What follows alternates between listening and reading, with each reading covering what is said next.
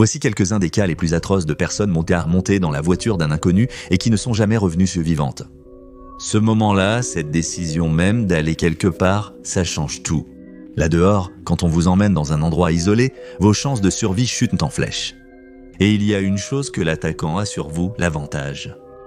Pas de témoins, pas d'interruption, pas d'échappatoire, juste eux, vous et tout ce qu'ils ont prévu de malsain. Votre meilleure chance de survie se trouve justement au moment de la confrontation. Dites simplement non ou résistez. Il se peut que vous deviez vous défendre, mais tout cela en vaut la peine compte tenu des alternatives, car une fois dans le véhicule, vos chances diminuent de façon exponentielle. Bonjour, je suis Victor, et aujourd'hui nous allons explorer certains des cas les plus troublants du monde entier. Certains cas restent doute non résolus à ce jour, et quelque part, quelqu'un sait encore ce qui s'est réellement passé. Et où est-ce qu'on va?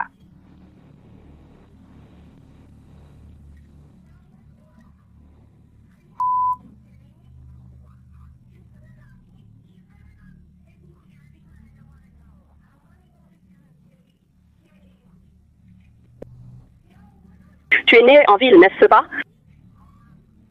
Qu'est-ce que Tu viens d'entendre le dernier enregistrement connu d'Amber Ticaro.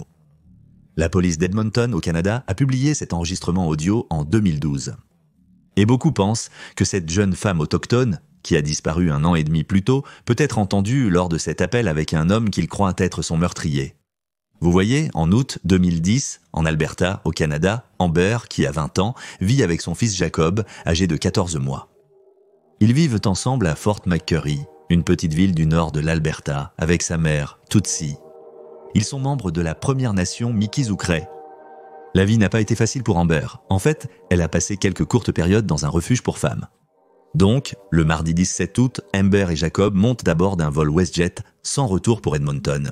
Amber a fait ce voyage avec une amie appelée Evangeline. Amber connaissait Evangeline du refuge pour femmes, et quelques semaines plus tôt, elles étaient devenues de bonnes amies. Appelez ça l'intuition féminine. Mais la mère d'Amber, Tutsi, avait un mauvais pressentiment à propos de ce voyage et ne voulait pas qu'elle y aille. Mais Amber l'a rassurée en lui disant qu'elle ne serait partie que 2 jours. Après un court vol, Amber, son fils et son ami se sont enregistrés à seulement 2 km, soit un peu plus d'1 mile, de l'aéroport au Nisku Place Motel, probablement parce que c'était une option moins chère que de loger en centre-ville. Le 18 août, après leur première nuit au motel, Amber a décidé de quitter l'établissement vers 8 heures du soir, peut-être pour aller chercher à manger. Elle a laissé Jacob sous la garde de son amie Evangeline.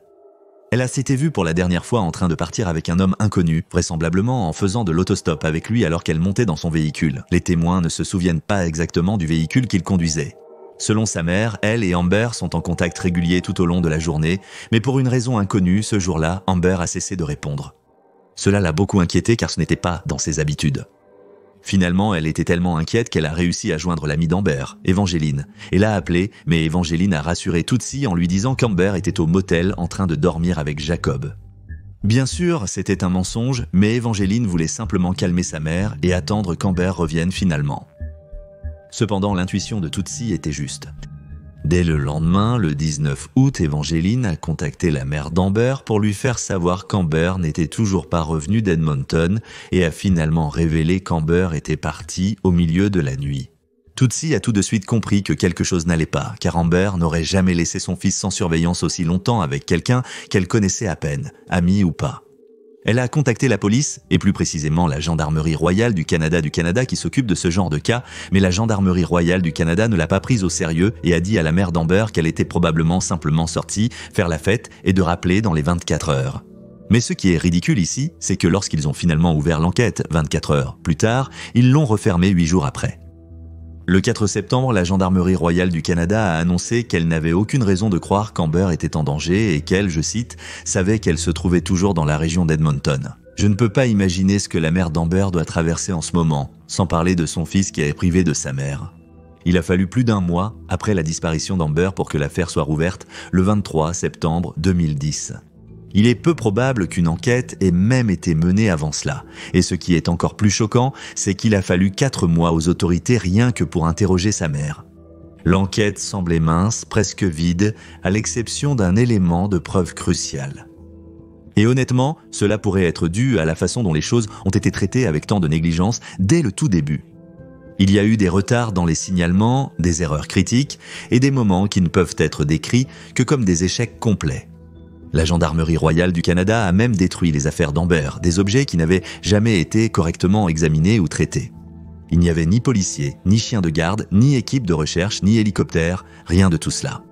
Personne n'était là-bas pour la chercher. Et peut-être le plus choquant de tout, Evangeline, la dernière personne confirmée à avoir vu Amber vivante, n'a jamais été interrogée. Des années ont passé sans presque aucun progrès. C'est presque comme si la police s'en fichait et, pendant tout ce temps, la mère d'Amber était partout sur les réseaux sociaux à essayer d'obtenir justice pour sa fille. Il a fallu attendre 2019 pour que la Gendarmerie royale du Canada présente publiquement ses excuses pour la façon dont elle a géré cette affaire. Mais voyons ce qu'ils ont réellement fait. Le 28 août 2012, 2 ans après la disparition d'Amber Takaro, la Gendarmerie royale du Canada a fait quelque chose qu'elle n'avait jamais fait auparavant dans une affaire comme celle-ci. Ils ont rendu public une partie de son dernier appel téléphonique. L'enregistrement a mis le public en colère parce qu'il est évident qu'elle n'allait pas là où elle voulait aller. Et la police n'a rien fait alors qu'ils ont gardé cela sous silence pendant environ 2 ans. Seulement environ 1 minute de l'appel de 17 minutes a jamais été rendu public, mais ce petit extrait en dit déjà long. Dans cet extrait, on peut l'entendre demander à un, peut-être 2 hommes, « Où m'emmenez-vous » Elle a peur et elle ne fait pas confiance à la réponse qu'on lui donne. On l'entend même dire « Vous feriez mieux de ne pas m'emmener quelque part où je ne veux pas aller ». Et vers la fin de l'enregistrement, Amber exige du conducteur qu'il arrête la voiture et sa réponse est étrange. Il dit quelque chose à propos de Gravier avant que l'appel ne soit brusquement interrompu sans avertissement. Où sommes-nous? Nous sommes... Le canal sud, c'est Beaumont. Ils sont au nord de Beaumont. Nous allons vers le nord, direction Beaumont. Et où allons-nous? Non, ça... Tu te fous de moi? Tu ferais mieux de ne pas m'emmener. Tu ferais mieux de ne pas m'emmener quelque part où je ne veux pas aller. Je veux aller en ville. Je ne veux pas. Vouloir. Yo, on ne va pas en ville, hein? Si, on y va. On y va. Non, on prend la route, non? 50e rue. Rue. Tu es sûr? Absolument. Et où est-ce qu'on va? 50e? Oui.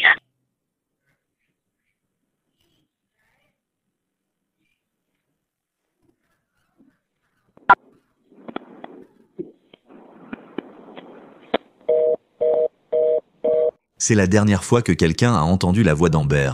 Statistiquement, les tueurs potentiels, si c'est ce qui est arrivé à Amber, le savaient parce qu'Amber, en tant que femme autochtone, est beaucoup plus susceptible de faire face à la violence, voire à la mort. Ce sont simplement les statistiques qui viennent du Canada. Par précaution, Tutsi avait toujours dit à Amber « Si jamais tu prends un taxi, pense à appeler quelqu'un et à le garder en ligne. » Je disais toujours à Amber, ne fais pas de stop, ne pars pas avec des inconnus.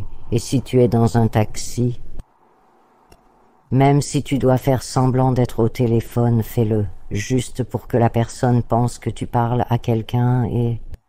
N'osera rien te faire. Et c'est exactement ce qu'Amber a fait. L'appel qu'elle a passé était destiné à l'un de ses frères qui se trouvait incarcéré au centre de détention d'Edmonton à ce moment-là. Et comme il était dans le système carcéral, l'appel qu'elle a passé a été automatiquement enregistré. Il paraît qu'Amber a passé cet appel par erreur, qu'elle aurait dû appeler sa mère. Mais non, Amber a fait cela intentionnellement. Parce qu'elle savait que l'appel serait automatiquement enregistré, elle voulait laisser une trace. Juste 4 jours après la diffusion publique de l'appel, des cavaliers ont découvert des restes squelettiques partiels sur une propriété rurale près de Leduc, y compris un crâne. Ces restes ont rapidement été identifiés comme étant ceux d'Amber. La cause de sa mort n'a pas été rendue publique. Et de façon étrange, ces restes ont été retrouvés à seulement 17 minutes en voiture du dernier endroit connu d'Amber, soit exactement la durée de l'appel d'Amber. Bien que le chauffeur ait répété à Amber qu'il se dirigeait vers la 50e rue, une rue principale qui traverse le Duc et qui finit par mener à Edmonton, il semble que les restes de Takara aient été retrouvés près du Range Road 241 et de la autoroute 623. Il est probable que le tueur l'ait conduite sur le Township Road 502 et tourné à droite sur l'autoroute 814 puis à gauche sur Raleigh View. Et c'est probablement là qu'Amber a été tué peu de temps après la fin de l'appel. Le tueur l'a probablement tué soit dans son véhicule et a jeté son corps dans le champ, soit il l'a tué à l'extérieur et une fois qu'il en a fini avec elle, il l'a jeté comme un déchet.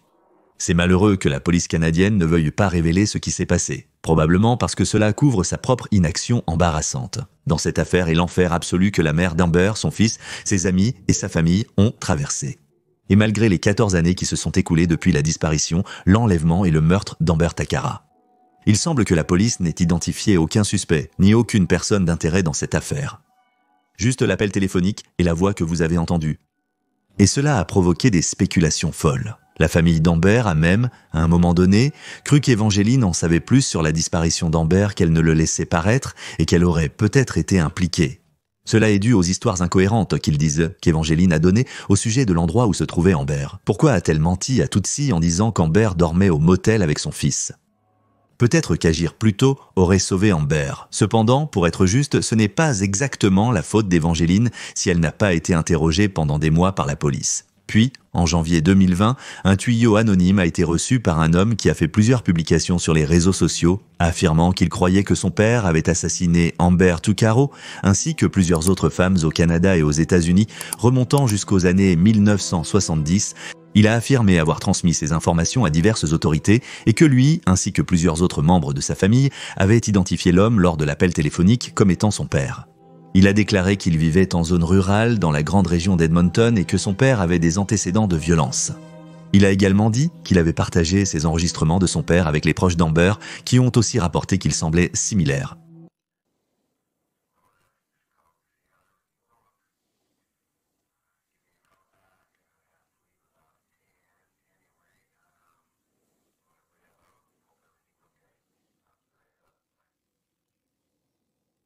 Faites-moi savoir si vous pensez qu'ils semblent être la même personne.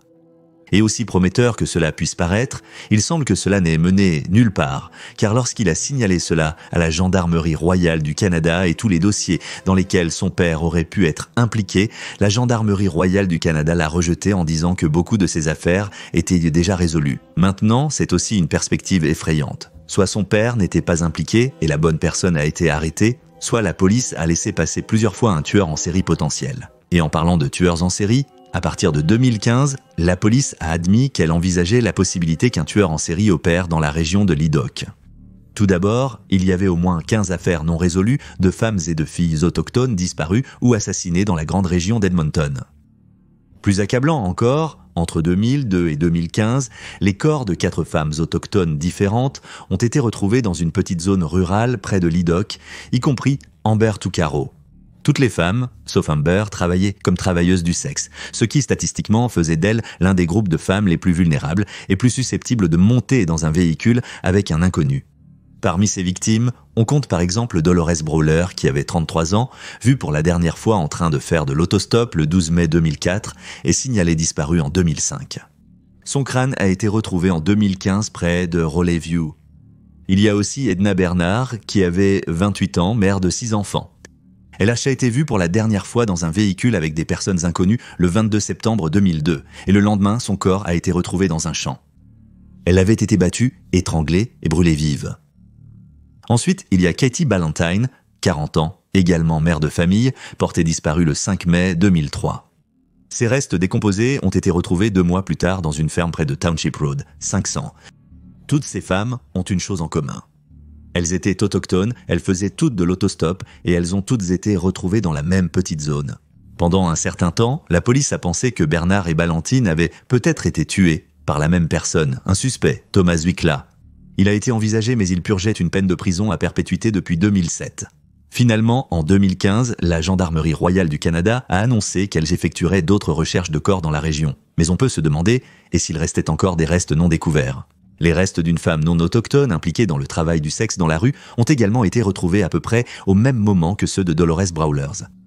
Corey Ottenbridge, elle a été vue pour la dernière fois le 9 mai 2004 à Edmonton et étant donné qu'elle a disparu quelques jours seulement après ces Dolores, elles ont peut-être été tuées à peu près au même moment et abandonnées à proximité l'une de l'autre. La communauté en ligne a proposé un nom, un homme appelé Pat, originaire d'une région de l'Alberta à environ 1 heure au nord-ouest de Leduc. Bien qu'il ne soit pas officiellement une personne d'intérêt, son nom revient souvent dans les discussions sur l'affaire d'Amber car Pat est un délinquant sexuel enregistré. Après sa libération de prison au début des années 2000 pour un crime sexuel impliquant un mineur, la Gendarmerie royale du Canada a émis un avertissement de sécurité publique à son sujet. Il a un casier judiciaire impliquant des travailleuses du sexe et des étranglements, et il aurait appâté ses victimes balayées par le biais d'annonces dans les journaux proposant du travail dans un ranch. En ligne, des gens ont partagé leurs propres expériences avec Pat, décrivant ces annonces inquiétantes et les différents pseudonymes qu'il utilisait dans son ranch. Il proposait aux gens le gîte et le couvert en échange de travail, et les annonces les plus récentes ont été publiées dès janvier 2022. Et au moins 3 femmes se sont manifestées, affirmant que la voix sur cet appel téléphonique est celle de Pat. Le 1er février 2012, c'était une froide nuit d'hiver à Anchorage, en Alaska. Il est 20h dans un petit café appelé Common Grounds. C'est une nuit tranquille pour Samantha Koenig, 18 ans, qui travaille seule pendant son service en tant que seule employée, 30 minutes avant l'heure de fermeture. C'était un service calme, il n'y avait personne aux alentours et le parking à l'extérieur était recouvert de neige fraîche. Puis un client entre, un homme vêtu d'épais vêtements d'hiver qui commande un americano. Samantha prépara le café.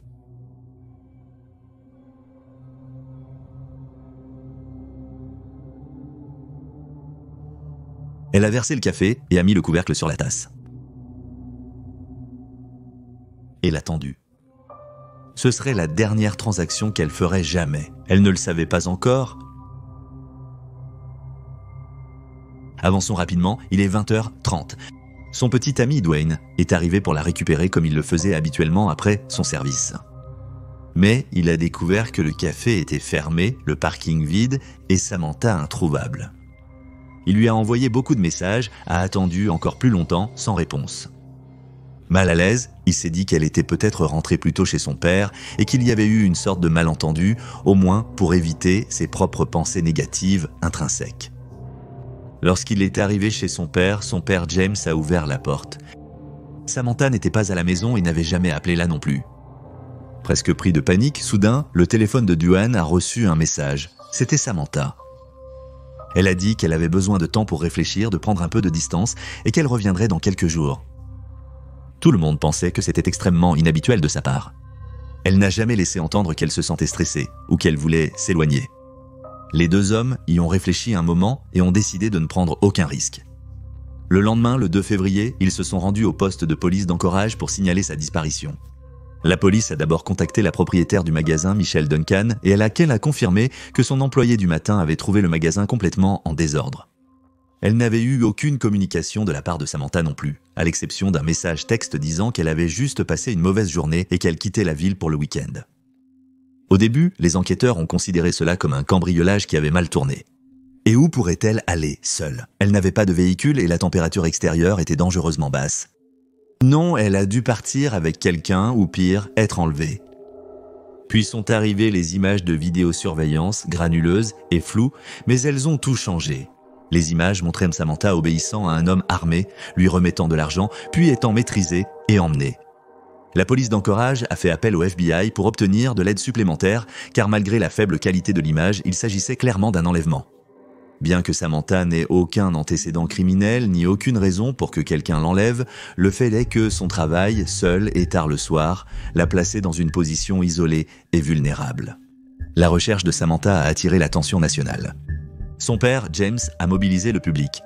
Ils ont affiché des avis de recherche, organisé des opérations de recherche, les dons ont afflué, mais il n'y a eu que le silence pendant des semaines, jusqu'au 24 février, James a reçu un message glaçant et inquiétant depuis le téléphone de Samantha.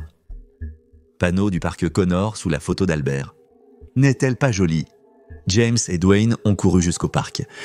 Ils ont trouvé le panneau et en dessous un sac Ziploc. À l'intérieur, il y avait une lettre de rançon et une photo de Samantha tenant un journal daté du 13 février. Une preuve de vie. Elle était en vie au moins jusqu'au 13 février et cela a redonné espoir aux hommes. Mais quelque chose clochait sur cette photo. Ses cheveux et son maquillage étaient différents. Ses yeux étaient vides. Quelque chose semblait étrange. La note exigeait que 30 000 $ soient décemment déposés sur le compte bancaire de Samantha. En échange, elle serait libérée dans 6 mois. Son compte bancaire a été crédité, mais cela faisait partie du plan du FBI pour voir où l'argent les mènerait. Et des retraits aux distributeurs automatiques ont suivi. D'abord à Anchorage, 3 fois. Chaque fois, c'était trop rapide pour que les agents puissent intercepter le suspect. Ensuite, plus rien jusqu'au 7 mars. De nouveaux retraits ont suivi, s'étendant à travers différents États, l'Arizona, le Nouveau-Mexique, le Texas. Le suspect avait toujours une longueur d'avance sur le FBI et les images de vidéosurveillance des distributeurs automatiques montraient un homme portant de grandes lunettes de soleil et un manteau épais. Il conduisait une Ford Focus blanche. Le 19 mars, un Texas Ranger a repéré le véhicule devant un hôtel. Cette fois, il n'allait pas s'échapper. Ils ont arrêté le véhicule et l'homme qui en est sorti semblait calme, coopératif. Il avait un permis de conduire délivré en Alaska. Bingo, c'était leur principal suspect. Un homme du nom d'Israël Kiyas, âgé de 34 ans, originaire d'Anchorage. Il n'a pas été arrêté par le ranger du Texas qui l'a repéré devant l'hôtel. Non, en fait, il a été arrêté pour excès de vitesse. Quand il a remis sa pièce d'identité et que les rangers ont fouillé le véhicule. Dans le coffre, ils ont trouvé les affaires de Samantha Conning, y compris son téléphone portable, sa carte bancaire et un pistolet.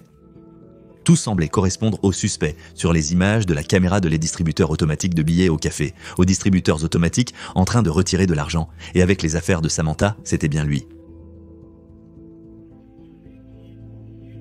Eh bien, j'allais vous le dire, mais nous enquêtons. Rien. D'accord, ça fait 5. C'est juste génial, on va le remettre. Pourquoi? Ça n'avait pas besoin d'être en l'air, je ne sais pas. C'est quelque part ici d'abord. État de l'Alaska.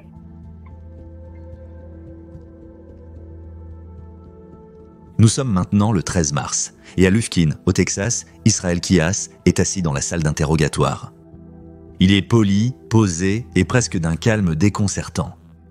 Pour les enquêteurs, retrouver Samantha était d'une importance capitale, mais ils devaient aborder la situation avec délicatesse pour garder le suspect calme et le faire parler. Lorsqu'ils l'ont finalement confronté à propos de sa voiture, des images de la caméra de le distributeur automatique de billets, ainsi que de la carte bancaire et du téléphone de Samantha, il n'a pas bronché. Puis petit à petit, il a commencé à parler.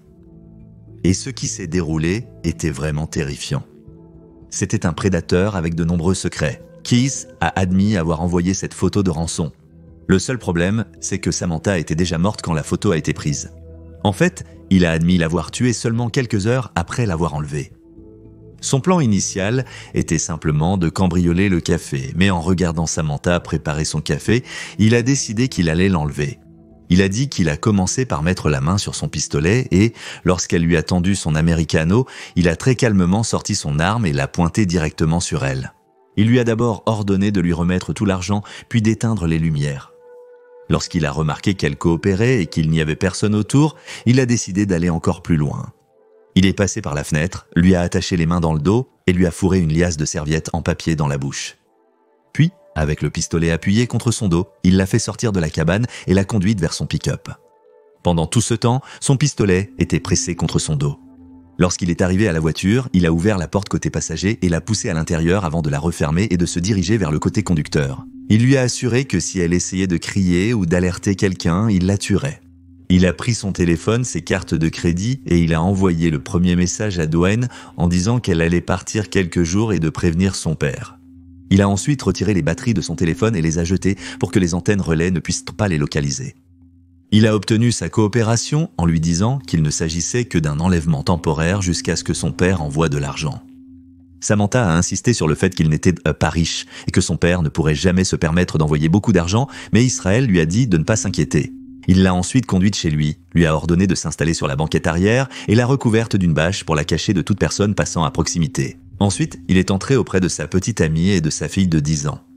On ne sait pas exactement ce qu'il a fait à l'intérieur, s'il a embrassé sa fille pour lui dire bonne nuit ou s'il a simplement pris le bandeau qu'il a ensuite utilisé pour couvrir les yeux de Samantha et la conduire vers une remise.